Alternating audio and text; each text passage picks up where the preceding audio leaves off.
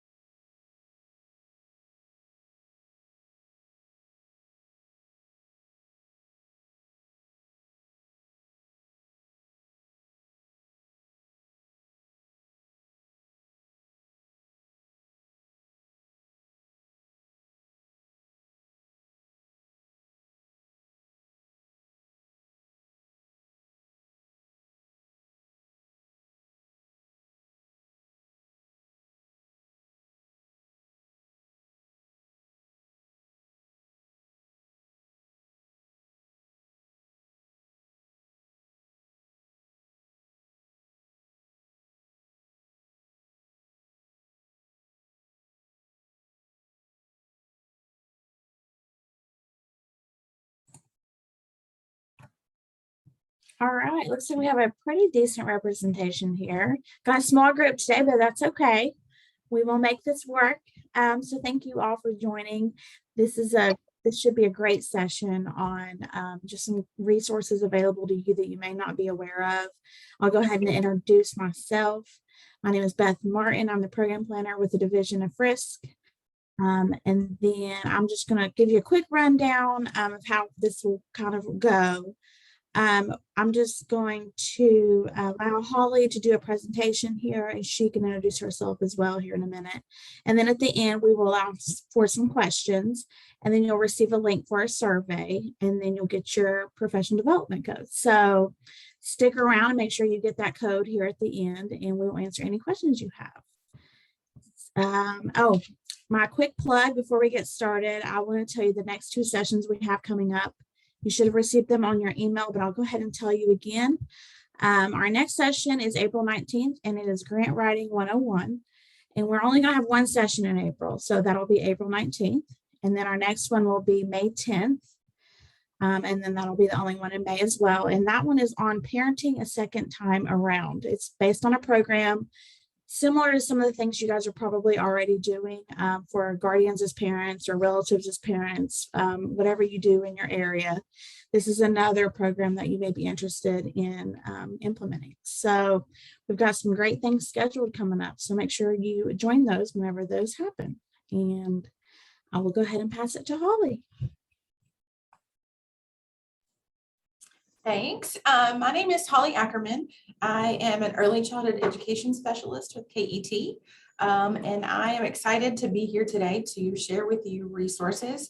I can tell you from past experience, I've been here at KET a little over 6 years. And you, Frisk, have been a great partner to work with. We've worked in various counties where KET is a statewide network. We've covered the whole state. So Hopefully, if you've heard some of the information and resources that I'm going to be talking about, you found them beneficial already. If you've not heard about them, I'm glad that I get a chance to introduce them to you, and happy to be here to help answer any questions or support you all in any way we can. We really do appreciate the work that you all do with families, and just look to support you all in any possible way we can. So I'll get started. Let me go ahead and share my screen. Right.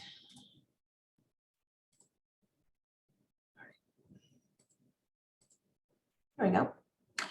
All right, so I am going to start talking a little bit about some of the resources that we have currently available, and everything that I'm going to be talking about is completely for free. So I know that's usually one way, because I know you all are just like us, always working on a budget, whether that be a grant budget or a state budget or whatever, it doesn't matter.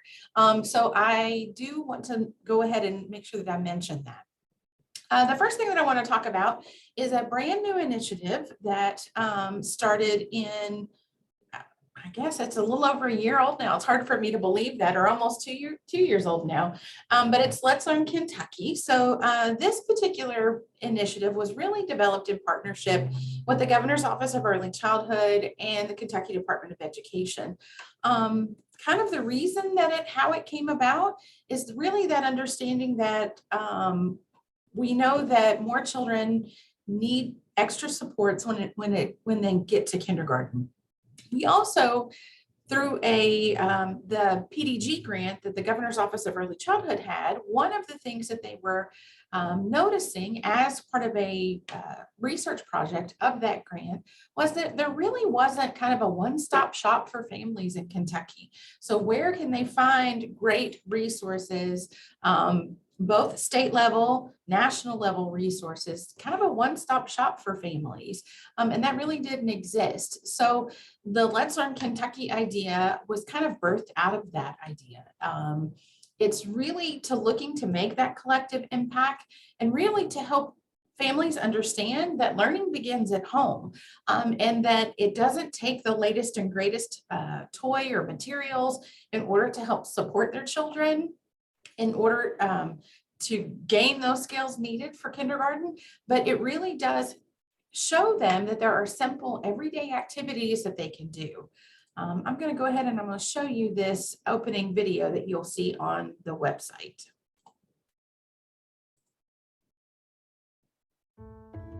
More than 90% of a child's brain develops before the age of 5, making these early years critical for future success. Yet, here in Kentucky, only half of kids entering kindergarten are ready to learn without extra support. Fortunately, togetherness can go a long way to support learning development. Reading together. Once upon a time, there was a little... Counting together. And talking together. You can also play and move together, which not only supports a healthy brain, but a healthy body too. Reading, counting, playing, together. It's really that simple to increase your child's readiness to open up a world of possibilities. So you can see, I will show you the website here in a few minutes, but you can see that that particular video lives on the KET YouTube page, and you're welcome to share that. Go ahead and so you're welcome to share that with families. You're welcome to share that with other educators in your area. And you saw or heard from the video, we weren't trying to reinvent the wheel when we started working on this project. We were really trying to work from what was currently already existing. So you can see, I'm sure, recognize that pentagon that's there in the middle, that is what Kentucky uses as kind of their holding point or understanding of what does school readiness mean. So what we were really looking to do, but when you think about that, so social emotional development or approaches to learning, those may be terms that are foreign to families, that are just not very user-friendly. And so what we were trying to do is to help us understanding that the simple everyday activities that families can do together really make that impact and help support those skills needed in order to be successful in kindergarten. So you find this graphic both on the Governor's Office of Early Childhood page, as well as there's information that's on the Let's Learn Kentucky page that really just, again, helps families understand that when they're playing together, it really helps to support, it actually supports all of these things, right? But really focusing in on some of those essential activities or simple activities that families can do. So let me show you really quickly. I am going to show you the website so you can kind of see a little bit about what's on here. So the first thing that you're going to notice is that, thank you. The first thing that you're going to notice is when you get to this website, you're going to see the video that's at the top. So it's on the website as well. But if you're wanting to use it to share with families, you can use that YouTube link is a great way to do that. It really does. We wanted to very easily and very quickly highlight that, again, families are their first child's teacher. And it doesn't matter if it's a parent or a caregiver or a guardian or whomever it is, that they can help support the child's learning. We also, which I know, again, all of you all clearly understand, is that early development is hugely important. It makes a huge difference when we spend those little things together and work with families together.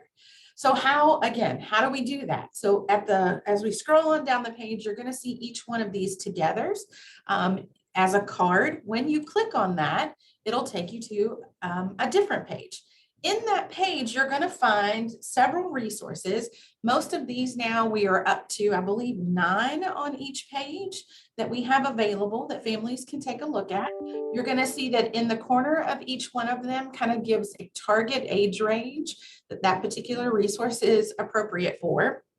Now, again, just like when we're educating students in the classroom, families can know whether that is something that if their children may need extra support or they may need challenges that they can continue to support their development. So use that kind of as just a target, but we wanted to put something simple there so that families, again, had a way to look at it and know, is this a resource that my child could benefit from? One of the things that you're going to automatically notice if you click through or look at some of these resources, all of the resources come from another trusted resource. So whether that be from PBS Kids, from PBS or PBS Kids, NACI, 0 to 3. There is some information from the Governor's Office of Early Childhood on here. KET has a few resources that we've listed on here. So again, we were looking for, and this by no means is an exhaustive list of resources.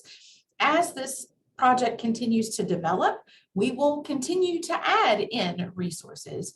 One thing that I always like to talk about when I mention this website or mention this resource is that we're not by any means claiming to be complete experts or know all of what is out there. So if you're looking around on this website and you know of a resource that you feel could be beneficial, please let us know. We're happy to look at that resource and then determine where it could go on the website.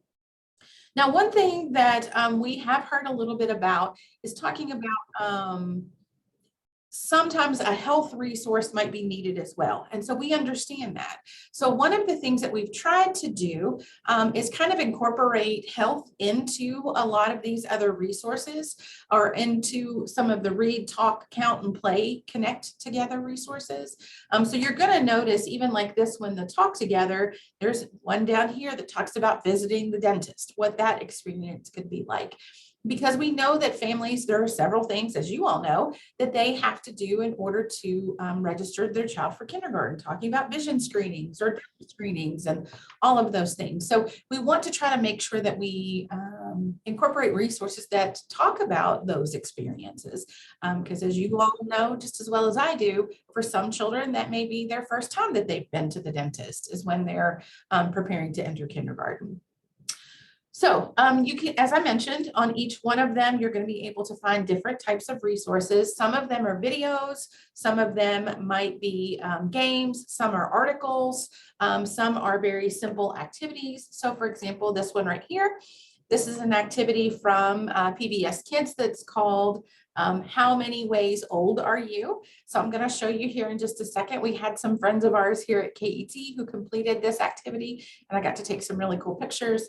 But so in this, what they're doing is this particular activity really helps children understand number sense and quantity. And so it really focuses in on, again, very simple ways that they can incorporate math talk or math language into activities that they're doing every single day. Now, let me go back to the website before I show you those pictures. You're going to see up here at the top, this is the what you can do. So these are all of the togethers that you'll be able to see. Helpful resources, you can see up here at the top of it, we've got 2 buttons. One is for a parent or educator or caregiver. One is for educator or community partners. But all of these resources are valuable to you all as well, not just these. But we've tried to answer some of those questions that families may have. What does a high quality early learning program look like? What do I need to look for? How do I build a relationship with my child's educator? How do I build a relationship with my child's teacher? What is the Kentucky All-Stars program? Where can I find a quality early learning center? And so we tried to build in some of those things. We also tried to build in connections to those things. We also tried to incorporate other resources for maybe children with special needs. So you're going to be able to see down here, we've got resources from First Steps, the Commission for the Deaf and Hard of Hearing, the Council on Autism, for VIPS. So we've got lots of different resources, as well as, state resources as well as national resources are available here that families can learn about. Down here at the bottom, one of the things we even tried to include information on KCHIP or Kentucky Connect, getting connected to those other potential resources. Again, this being at a state level, we know that you all working in your local communities are going to know much more when it comes to those local resources. But these are a way, or this particular website is a way to help families get connected, maybe on that state level, or if it's like a statewide resource, like something like KCHIP or something. But definitely we know that and understand that this is not going to be able to cover all of the resources that are available in Kentucky, but we did want to try to provide as much as we possibly could. Again, if there is something that you know about that would be a great resource to share on here that is a statewide resource, let us know. We would be happy to take a look at that and to add it to our collection for sure. So how can you all help us kind of get the word about Let's Learn Kentucky out? Well, there's several things we'll talk more about, or I'll show you some examples here in a minute, but we've got lots of things right here on the website that you can utilize very easily. One is social media. So in this social media part, you're going to find some pictures that you can use for social media posts. You will also be able to find sample social media posts. I have done them for Facebook, Twitter, and Instagram, so you're welcome to use any of those. It's already got the verbiage in there. Word of mouth, we've got several things that you could utilize here. The Let's Learn Kentucky logo.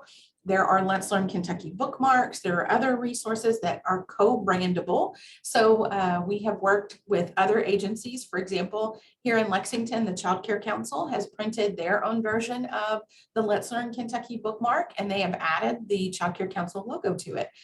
So it's there. There is also an outreach toolkit. So how can you, again, help support getting this effort and getting this information out across the state? So there's some wonderful resources there. So these other 2 tabs that you'll see up here at the top, what is kindergarten readiness? So we know that a lot of times families have questions when it comes to that, or what is how do I get my child ready? How do I know that my child is reaching the milestones that they are supposed to be reaching? Or what if I'm concerned about development? Who do I get in contact with? So we tried to help, again, answer those questions with a variety of resources, both on the state level and a national level. So for example, if we're talking about developmental milestones, it gives a little bit of information here. Families can then click on Learn More, and it's going to take them to the CDC website. Because again, we were really looking for and trying to connect families with trusted resources. We know that there's other great resources that are out there, but we were just trying to make sure that we were pointing families in the direction of accurate information. Then the last tab. So all of these are those same kind of process. Each one, the card changes, and then they can click on Learn More. This one's actually probably one of my favorites. If they click on A Day in the Life of a Kindergartner, and then they click on Learn More, it actually takes them to a video, which is super cute. It's Elmo and he's learning about his friend's first day at kindergarten. And so he walks through his little friend's first day at kindergarten, which is really cute. The About section just, again, gives some information about Let's Learn Kentucky. It also talks about who some of our partners are, and this list, as well as the rest of the website, continues to grow. And so we really appreciate any help that we can get in getting this Let's Learn Kentucky message out. Then let me show you, let me go back to the PowerPoint really quick.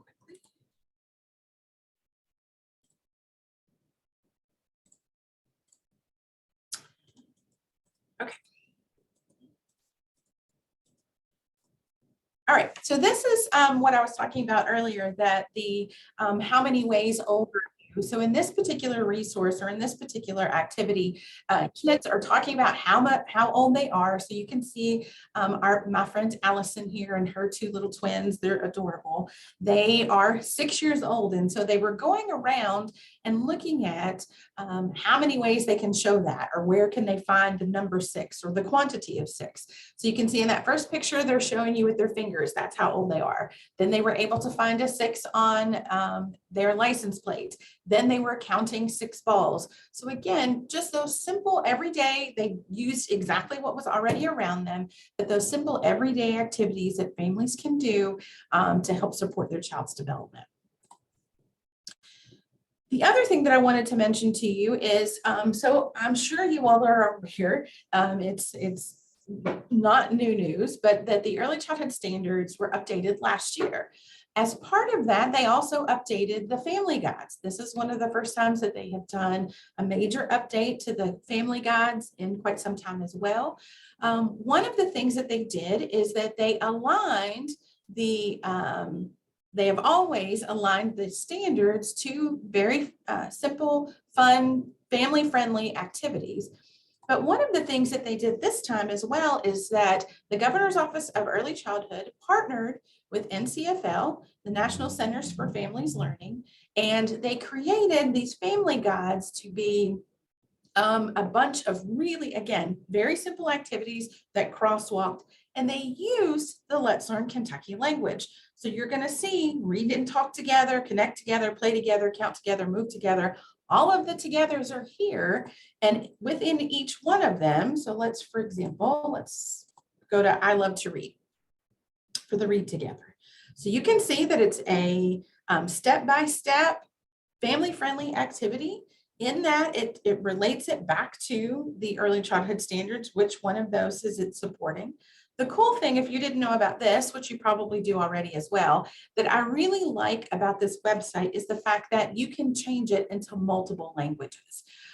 They have worked to try to have as many representations of languages across the state of Kentucky as they possibly can. I do know too that they are working to add more languages to be available, but I find this super helpful for families because again, it gives them a chance to look at these activities in their own home language. But you can see that it crosswalks. Now, I do know that there are printed copies available. I know that the Governor's Office of Early Childhood has been working to get those printed. I'm not sure where all of that is. That is all going through the Governor's Office of Early Childhood. So I'm not sure exactly where that is. However, you can direct families to this website. The other thing is that if you just wanted to provide 1 or 2 activities for families, you could do that as well. It's all, it's printer friendly as well. So you can print it all for them or just a sample of activities. Right. So I talked about a little bit about in the outreach toolkit. Let me tell you what's in the outreach toolkit. So I talked about printable flyers, or I mentioned the bookmarks. We also have printable flyers that you can utilize not only to support your families, but maybe to support or introduce Let's Learn Kentucky to other community partners. There is a sticker design that is on there. I've already mentioned the social media posts and we also give some sample ideas of how you can utilize these assets in your own local community. Again, you all being working in your own local community, you're going to know much more about who could possibly benefit from this resource or what, how to get that out to them the best way. Very simple. This is just a picture of some of it. So you can see this over here is this right here is the bookmark, the flyer, and then we do have in-house some of the magnets as well. This is a sticker and a magnet as well. Before I get moving to the next thing, are there any questions about Let's Learn Kentucky?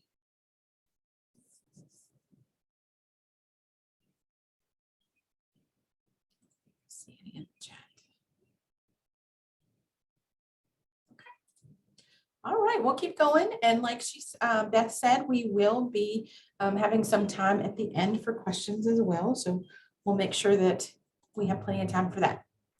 So the next thing that I wanted to talk about is a wonderful resource is PBS Learning Media. This is a resource that I really, really wish was in existence when I was in the classroom. I definitely would have made good use of this resource. In this particular, so this is, I'll give you just a brief overview a little bit, and then I'll show it to you, but we'll talk about where you can find some really great resources in here. It is thousands, and when it says thousands, I mean like thousands. It's crazy. Of high quality resources, both from places like PBS or other trusted educational partners. It could be NOVA. It also can be other PBS stations across the nation, like KET. KET is actually one of the largest contributors to PBS Learning Media. There are everything from lesson plans to video clips to images to games, you name it. There's a ton of resources available. It does align to the national standards, and educators can use it to create lessons or storyboards. And the other thing is that it does allow you to create folders and to share the content. So let me show you just really quickly a little bit about PBS Learning Media. All right, so this is the main page. Now, couple of things that I didn't mention, or I should have mentioned, to go ahead and start off with. First of all, PBS Learning Media is a completely free resource to use. You don't have to create an account in order to use it. However, creating an account, which is free to do so as well, creating an account does allow you to favorite things. It does allow you to create folders so that then if you created a whole family engagement folder and you wanted to share those resources with other frisk around the state, you could do that. Or even within your own county, if you all were working on something. I know that some of them, like when we were working in Jefferson County, some of them work in clusters, and so they could share it with that cluster of frisk in order to share the great resources.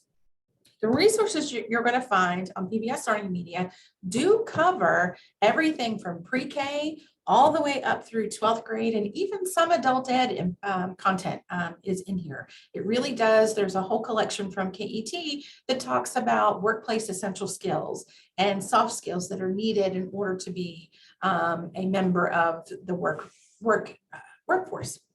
So let me just show you just really quickly, because I got some other things that we're going to talk about, which actually live in PBS Learning Media, but that you all might find beneficial and be able to see use for immediately.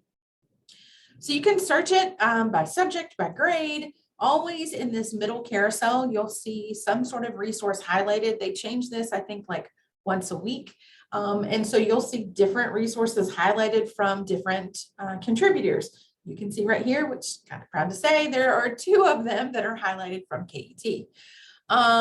There's always going to be some information or news. Maybe they're going to highlight a new resource or a new collection that might be available in PBS Learning Media.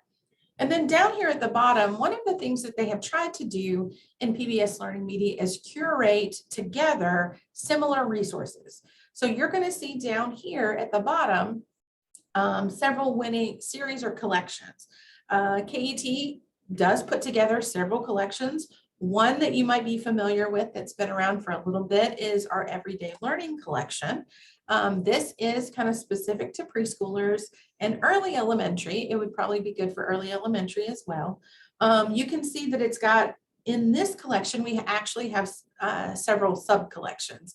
So Everyday Science for preschoolers, Everyday Math, All About Me, All Around Me, and Art to Heart. Within each one of them, you're going to find, so for example, this is a resource on how a frog becomes a frog. Some of them resources you will be able to download. Some of them you may not. A lot of that depends on licensing rights. I can tell you that the KET resources, we have made them so that you can download them. Some things like, for example, maybe it's a video clip from a PBS Kids episode of some sort. It may not be downloadable because, again, it just has to do with the licensing rights. Under it, you're going to see a little blurb that tells you about it. You'll see the connection to the standards. When you are, or if you do create an account and you designate yourself as a Kentucky educator, it will be able to crosswalk for the state standards as well. We are working to get them hopefully crosswalked with the early childhood standards too. That's a little time coming, but hopefully we'll be able to get that done fairly soon. Other resources that when you get into, or other things that you can find when you get into a particular resource are these examples over here. So we've got, for example, a background reading that's going to give you as the educator some support in maybe knowing or explaining whatever the topic that it covers. An activity, those activities are typically going to be lesson plans or some sort of hands-on activity that you can use to support the learning. And then further information. Further information a lot of times are book connections. So we might give some sample books that you could use to help support this. In these particularly, you will notice that there are some support materials on discussion questions.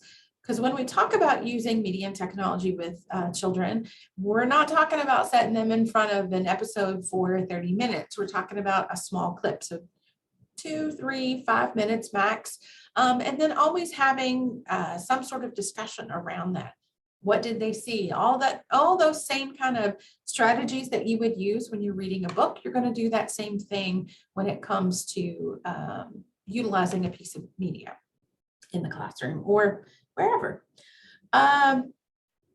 Let me go ahead and get back to the slideshow so I can talk to you specifically about some of the other resources that you can find in PBS Learning Media. And then I really think I want to make sure, okay, first of all, I did fail to mention, there are some tutorials that are in PBS Learning Media.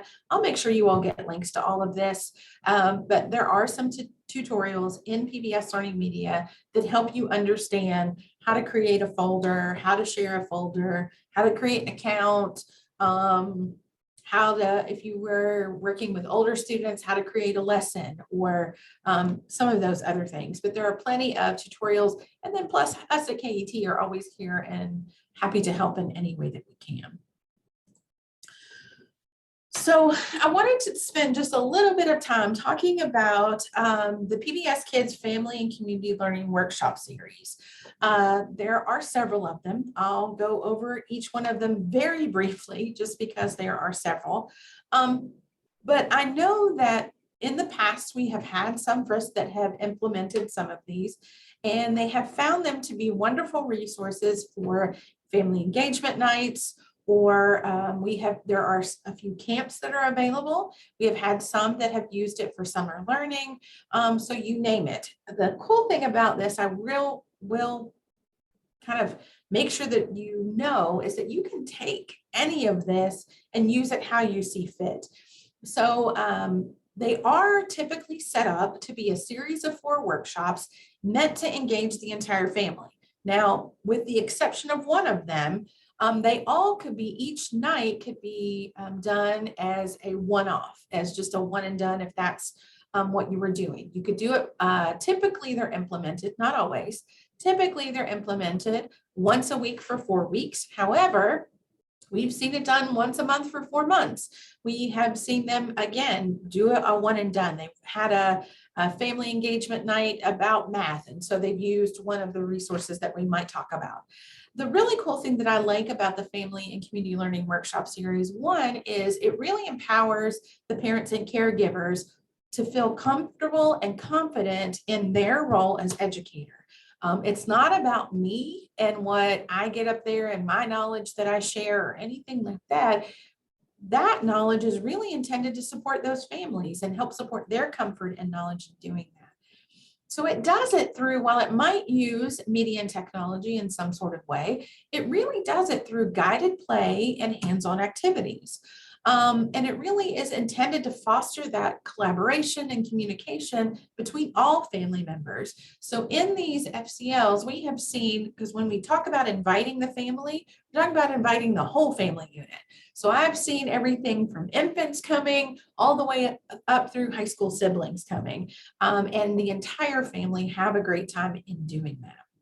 I'm going to show you a really quick video that does do a much better job at illustrating just how great the FCLs are.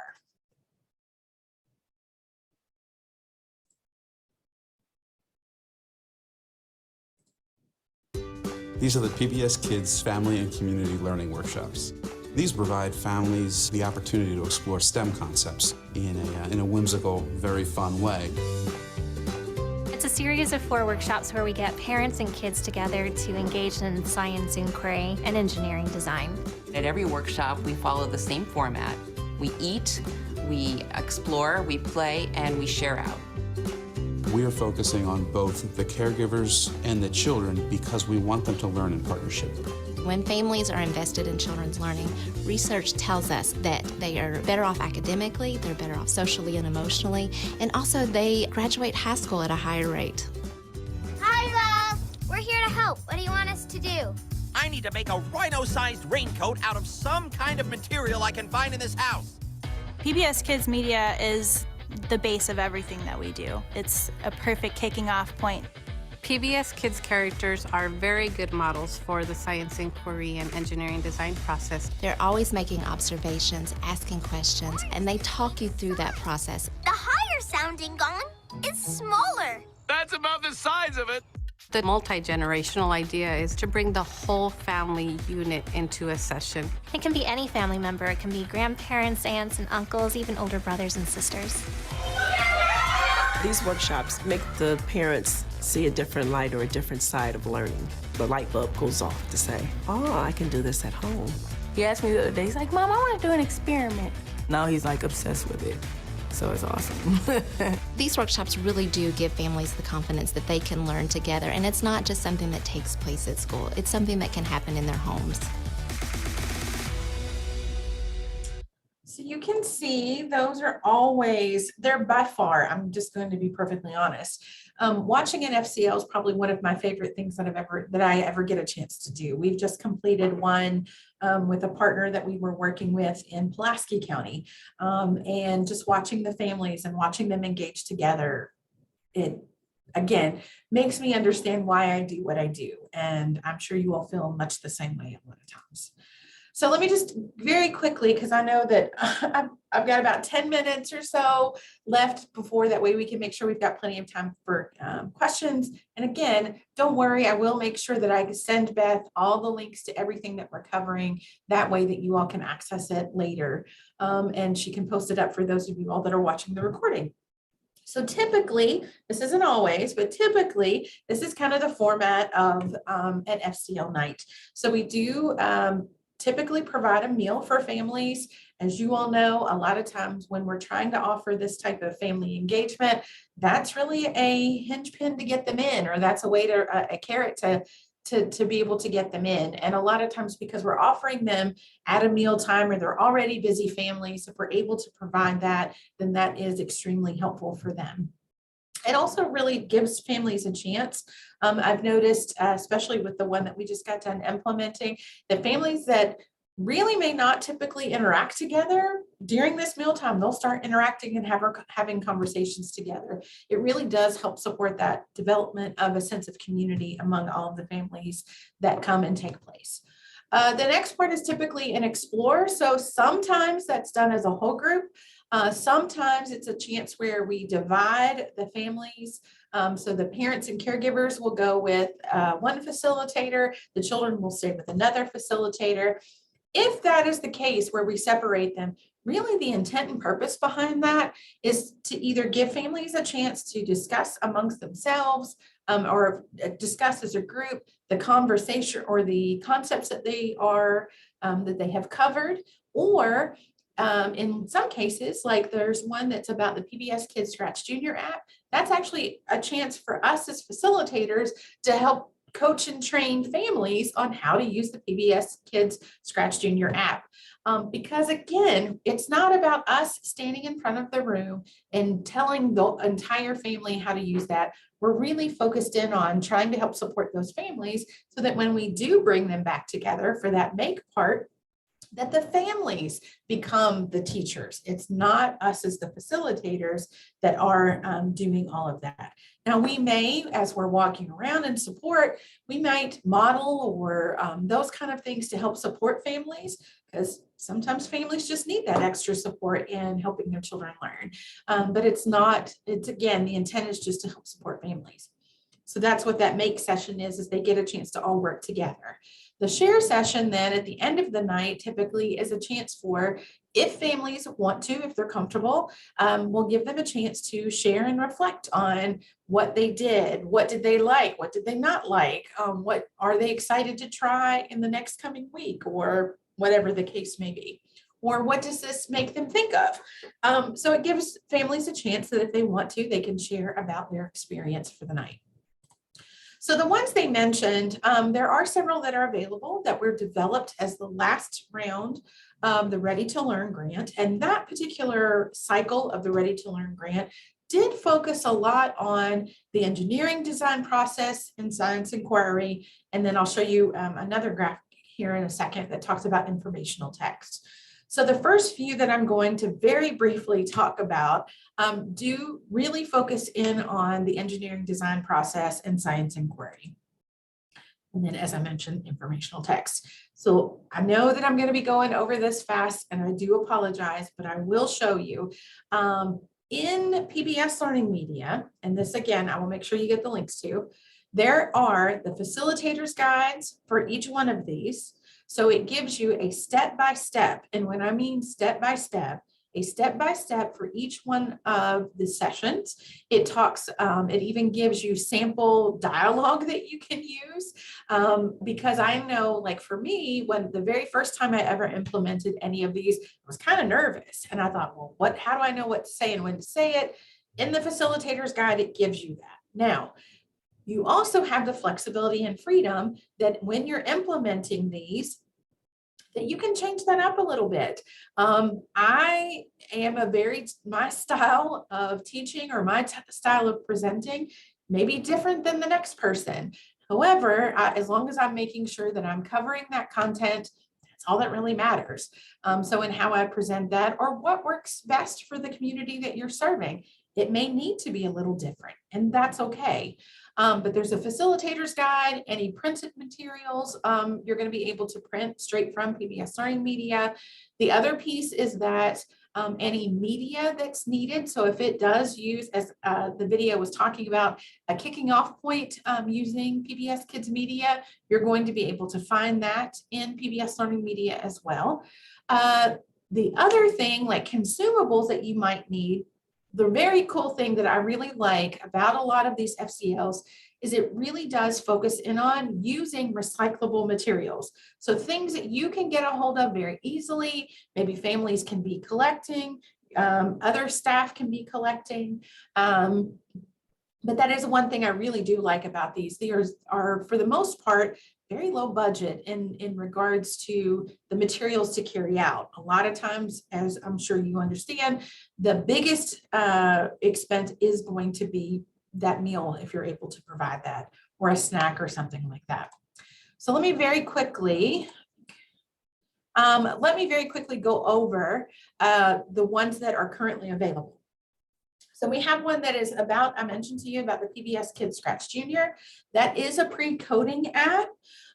So you're hitting on lots of different things. You're hitting on coding, you're hitting on storytelling, you're hitting on what it means to be a maker, the engineering design process, because as they create a story in Scratch Junior, they have to go back when their character isn't doing exactly what they want it to do. They've got to go back and figure out how to fix that, or how to make it do what they're wanting it to do. So this one is kind of geared for that 5 to 8 range, just because it is using that PBS Kids Scratch Junior app. The one thing I will say about this one too, I mentioned to you that almost all of them you can create or do as a one and done. You could pick any night out of the 4 nights and do it on its own. This one might be a little more difficult in that, because this is the one FCL that does kind of build upon itself. So I will tell you that it does build upon itself a little bit more, just because it allows them a longer chance to be able to have experience with that app. We'll have to go over these others very quickly. But so we've got Rough Ruffman. He again is geared for that 5 to 8 range, does look at science inquiry. I will tell you, the males that we have had come to this one have been super excited. It's really funny to watch them. There's one night that you get to create, you learn about structures, and so you create a playground, and watching them get competitive about who can build the best playground as a family was hilarious. I remember one night in Lee County that we were doing this, and it was very, very funny to watch them. We do have a couple of them that are geared for younger children. They are kind of set up like you would an early childhood classroom. They are set up in centers, so it gives families a chance to rotate through the different centers. This one right here covers ramps and roll, shadow play, weather and gear, and water play. Now, it is based on, but not necessary to use with, the PBS Kids Play and Learn Science app. So it does kind of correspond. There are many games that are in that do correspond to these hands-on activities in this FCL. The next one that's kind of geared for that younger range is Cat in the Hat knows a lot about that. It looks at sorting. It looks at the bounciness of balls. There's another one that talks about music. And then there's the last night talks about bridges, in building bridges and structures, and what's needed in order to have a supportive structure. Then there is the Ready, Jack, Go FCL. This really does, again, look at science and engineering, science inquiry, and design practices and mindsets. We talk about space, blasting off, what an engineer is, and then how can we protect the earth. Then there is the Molly of Denali. Molly of Denali, if you didn't know this, which you probably did, but all PBS Kids characters or shows have an educational framework, an educational curriculum behind it. They also have a ton of research that has gone into the creation of not only the TV show that you see on TV, but any supporting material. So whether that be a lesson plan or an FCL like this. This one right here talks about informational text. and what that is. And they do it in the context of Molly of Denali. So we talk about investigating animals. This one I really like because it also incorporates the Native Alaskan values into it. We talk about learning about each other and how we can learn from our elders. We talk about exploring our community. So that one really looks at maps and how informational text or how maps are a part of informational text. We also talk about our family traditions. So in that one, Molly talks about learning a recipe from her grandfather. And so then she's trying to replicate that recipe from her grandfather. But this one is really, really cool. I have really enjoyed doing this one as well. This one just came out, actually it came out right before COVID hit. And so we had just gotten one chance to pilot it, but it's one of my favorites. Now, very briefly, talk about this one. This one's a brand new one. Excuse me, that's also in PBS Learning Media called Learn and Grow Together. Learn and Grow Together is a little different in the fact that technically there are 10 sessions. You're going to see them listed here. A lot of times if people implement this one, they will incorporate that welcome session into whatever they choose as session 1. You can see right by the topics, this one covers social emotional learning, character development, and executive function skills, which I know we get a lot of times asked for. Do you have resources for these things? And I know that since COVID, since 2020, some of these things have been needed more than ever. We've got kids now that are in schools for first time in their entire life. And so things are very different, and being quarantined was very different, and all of those kind of things. But I will say that I just got done with a partner that we were working with in Pulaski County, that a lot of the families the adults in the family got as much out of these sessions as the children themselves did. It was really great to see. And so I would highly recommend, if you're interested in looking at some sort of family engagement around social emotional learning or character development or executive function, that you would check this one out. Again, those resources are all in PBS Learning Media. I'll make sure you get links. Last but not least, we do have 3 camps that are available. There is the Sensational Science Camp with Ruff Ruffman, the Space Exploration Camp with Ready, Jet, Go. Both of those, you noticed that we had an FCL about them. So there are some activities that are duplicative between the two. However, they are done in a little bit different. These are really geared to be, you can do them as, including the Odd Squad Be the Agent camp, you can do them as 5 full day camps. You can do them as half day camps. You could break it up, the activities. We've got one that's going to do an implementation in the summertime.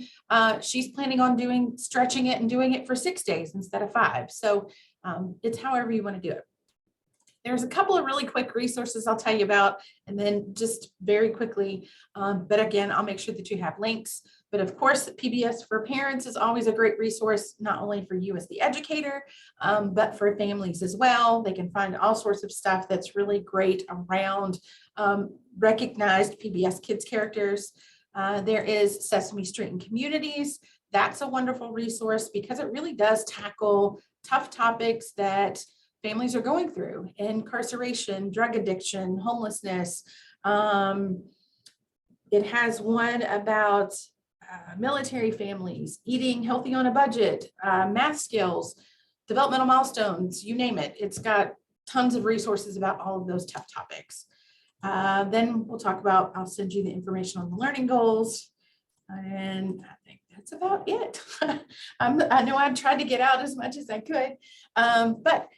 So are there any questions about the resources or where to find something? Again, I'll make sure that you have links to all of this, but are there any questions that I can answer for you now in regards to this information that's been shared?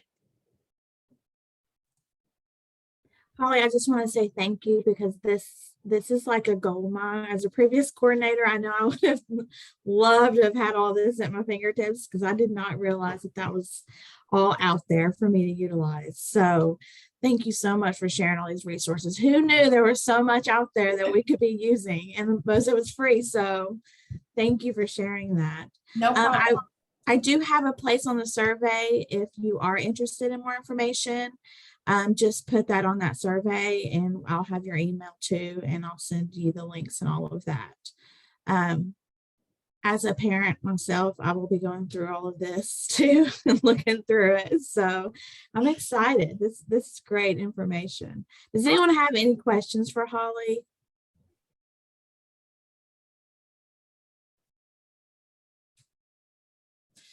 Yes, so everything that I've mentioned to you is completely free. So PBS Learning Media is free, all of the FCLs, like I mentioned. Now, if you put on an FCL, there's going to be consumables and things like that you're going to need to carry out some of the activities. But everything that I've shown you, all of the websites are totally free. The other thing that I don't think I mentioned, there are trainings, like if you need ECE Trust credit, there are trainings that are available both from PBS Kids and from Sesame Street communities that we have worked with ECE Trust to have available. They're all online, they're free. I can make sure that you all get the link to where you can find information on that, and you can search the ECE Trust calendar as well. But there are a bunch of trainings. I think I'm up to 15 maybe that are totally free. So those are cool to check out. Can we hire me to teach? That's funny. I wish, that's the one thing about us being a statewide network, trying to cover, all 120 counties, all 140 some odd school districts. It's like, and then not to mention all the child care facilities and all of that we do for early childhood, right? While it might be scary to duplicate me, so no, I wouldn't do that. But I will say we are here to help coach you through anything. So if we can sit on a Zoom or come out to you and brainstorm, and I drove all the way to Paducah once and helped brainstorm how they could carry out one of the camps before. So I'm happy to do that. We do facilitator trainings for them too. So yes, in any way that we can be a support to you, yes, we can do that. Can I come and teach? Probably not.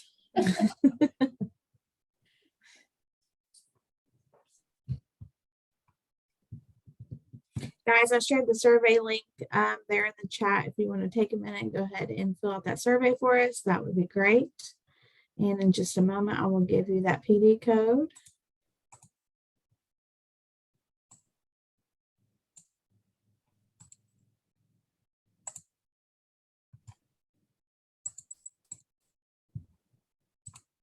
I know a lot of this falls right into our components, so we're always looking for a way to budget our money out and spend the least amount possible.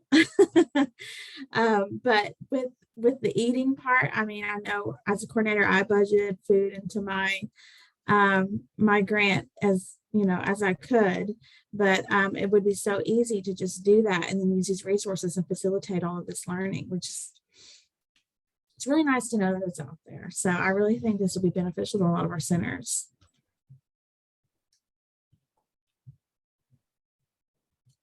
Does anyone have any other questions for Holly?